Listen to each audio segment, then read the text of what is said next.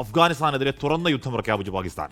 അഫ്ഗാനിസ്ഥാനിലെ ഖണ്ഡഹാർ, കാബൂൾ, പക്തിക എന്നിവിടങ്ങളിൽ പാകിസ്ഥാൻ ആക്രമണം നടത്തി. ആർക്കും പരിക്കേറ്റതായി ഇതുവരെ റിപ്പോർട്ടൊന്നും എത്തിയിട്ടില്ലെന്നാണ് താലിബാൻ ഭരണകൂടം പറയുന്നത്. അഫ്ഗാനിസ്ഥാൻ നടത്തിയ ആക്രമണത്തിന് പിന്നാലെയാണ് പാകിസ്ഥാന്റെ തിരിച്ചടി. ബൽറാം നെടുങ്ങാടി വിവരങ്ങളുമായി ചേർന്നു. ബൽറാം, അപ്പോൾ അതൊരു തുറന്ന യുദ്ധമാകുന്നു, അത് ആർക്കും പരിക്കില്ല എന്നൊക്കെ പറയുമ്പോഴും നൂറുകണക്കിന് ആളുകൾ മരിച്ചു എന്ന് പറയുന്ന ചില റിപ്പോർട്ടുകളൊക്കെ അവിടുന്ന് ഇവിടുന്നൊക്കെ വരുന്നുണ്ട്. അപ്പോൾ അങ്ങോട്ടും ഇങ്ങോട്ടുമുള്ള ഒരു വ്യോമാക്രമണം അടക്കമുള്ള ഒരു ഫുൾ ഫ്ലഡ്ജഡ് വാർ ആയി മാറിയോ ബൽറാം ഇതിനോടകം?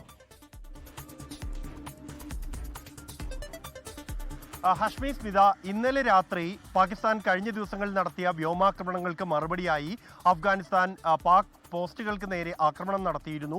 8 പാക് പോസ്റ്റുകൾ പിടിച്ചെടുത്തതായി അഫ്ഗാനിസ്ഥാൻ അവകാശപ്പെട്ടിരുന്നു.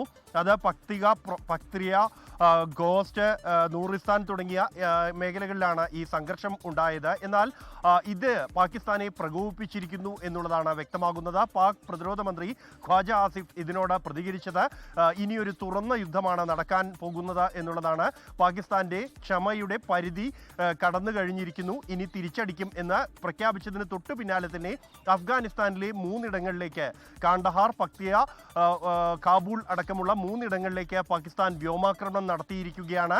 ആക്രമണത്തിൽ ഈ അഫ്ഗാനിസ്ഥാനിലെ ജനവാസ മേഖലകളിലേക്ക് ആക്രമണം ഏറ്റിട്ടില്ല എന്നും ആർക്കും പരിക്കേറ്റതായി റിപ്പോർട്ടില്ല എന്നുമാണ് അഫ്ഗാൻ ഭരണകൂടത്തിന്റെ ആദ്യ പ്രതികരണം. എന്നാൽ പാകിസ്ഥാൻ അവകാശപ്പെടുന്നത് നിരവധി പേർ ഈ ആക്രമണത്തിൽ മരിച്ചിരിക്കുന്നു, ഭീകരവാദ കേന്ദ്രങ്ങൾക്കെതിരെ ഉൾപ്പെടെ ഈ ആക്രമണം ഉണ്ടായിരിക്കുന്നു എന്നുള്ളതാണ്. അതേസമയം പാകിസ്ഥാന്റെ ഒരു ജെറ്റ് വിമാനം വെടിവെച്ചിട്ടതായി അഫ്ഗാനിസ്ഥാൻ അവകാശപ്പെടുന്നുണ്ട്. F-16 യുദ്ധവിമാനമാണ് വെടിവെച്ചിട്ടത് എന്നുമാണ് പ്രാഥമികമായി പുറത്തുവരുന്ന ദൃശ്യങ്ങളും അഫ്ഗാനിസ്ഥാൻ മാധ്യമങ്ങളുടെ റിപ്പോർട്ടുകളും വ്യക്തമാക്കുന്നത്. എന്തായാലും പ്രദേശത്ത് ഒരു തുറന്ന യുദ്ധമായി കാര്യങ്ങൾ നീങ്ങിയിരിക്കുന്നു. ശക്തമായി തിരിച്ചടിക്കാൻ തയ്യാറെടുക്കുകയാണ് അഫ്ഗാനിസ്ഥാൻ. അതിനിടെ സമാധാന ശ്രമങ്ങളും ഊർജിതമായി പുരോഗമിക്കുകയാണ്. തുർക്കിയും സൗദി അറേബ്യയും ഇരു രാജ്യങ്ങളുമായി ബന്ധപ്പെടാനുള്ള ശ്രമങ്ങൾ ആരംഭിച്ചിട്ടുണ്ട്.